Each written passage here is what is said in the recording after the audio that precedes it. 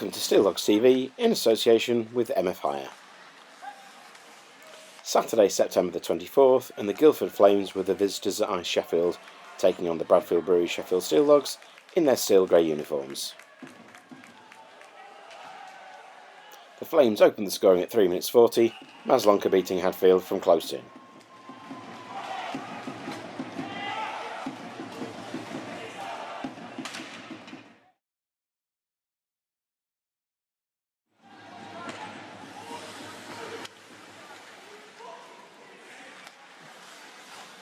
After a flat first period, the Steeldogs got on the board in the second on a power play.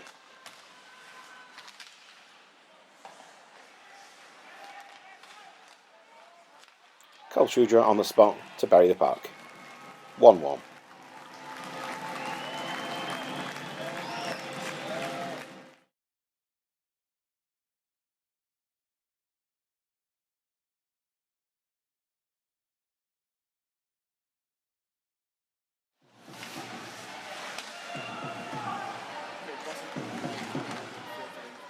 Before the halfway point in the match, the Steeldogs took the lead.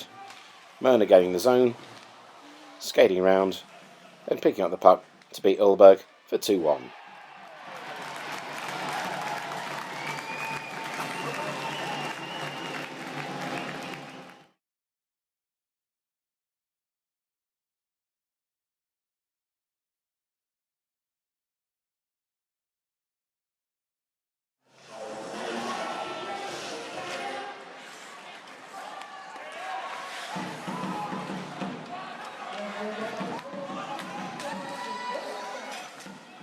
There were 3 goals in the last 58 seconds of the period.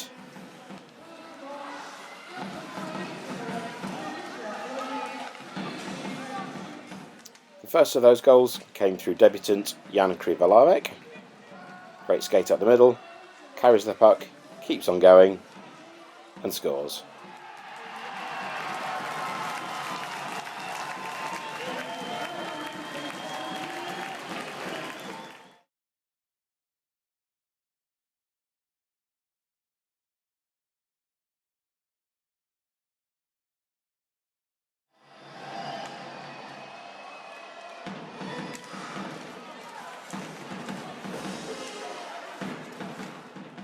It would only take another 35 seconds for the Steeldogs to make it 4-1.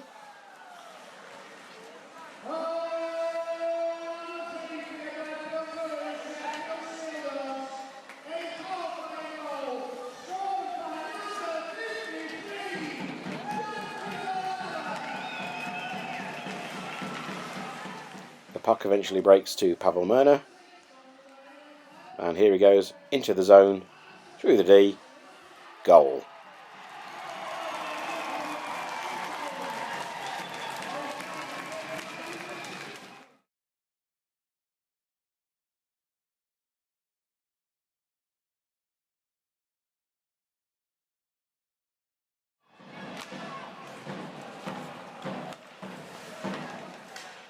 But there was still time for the Flames to get it back to 4-2 before the period was over.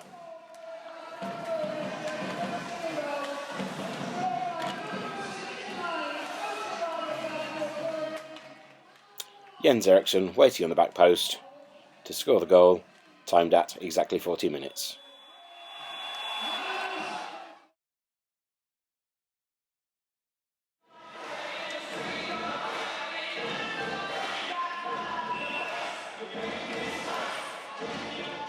The Flames got back to 4-3 in the 54th minute of the game.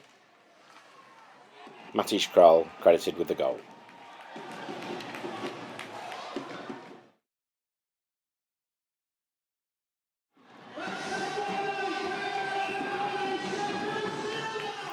Final minute of the game, and the Flames pull Ulberg in search of that game-tying goal, but the Steeldogs break away with the puck.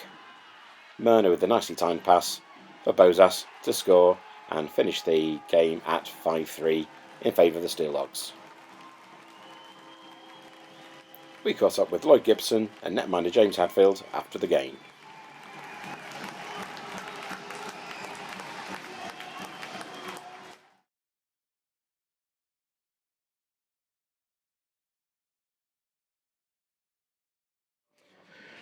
Last Saturday night, I spoke to this man up on concourse because he was here watching the game with everybody else. And tonight, backed by special request, Lloyd Gibson, actually out there on the ice. So you're here for his kind of short-term injury cover. How was it in your first game back as a Steel Dog? Very strange. No, it was good. I enjoyed it. Obviously, I know a lot of the lads. It's first result I looked for on EPL websites anyway, so it was nice to be back, and hopefully I helped out a little bit. So that's okay. That's the main thing. It was a bit of an odd game. First period was quite flat, and then we came out in second and really took control of it from there on. Did Woody say something during that first break? Just that we needed to pick it up. I think everyone were a bit flat in that first period. They came out really hard, but they had a short bench too, actually. So we knew if we sort of worked him down low a little bit and give Jimmy a little bit less to do, we'd be working him and doing some goals and getting some things done. So it'd be good. So that's it, really. Well, we saw at least one of the trademark Lloyd Gibson checks on Rupert Quine, of all people, the biggest guy on the ice. It's always been your approach. You don't stand down from anybody, do you? No, I'm not the tallest player, but I like to think I get involved. So even if he knocks me down, it's okay. He is 6'4" or 5, and I'm 5'8", so it's a bit of a mismatch, but it's all good, so it's okay.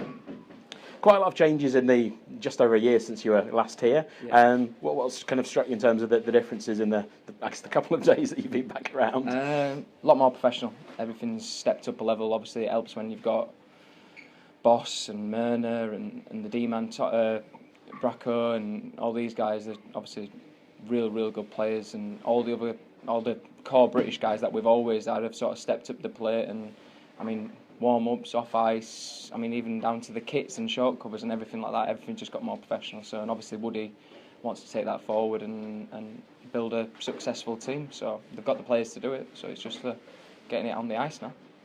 Great. And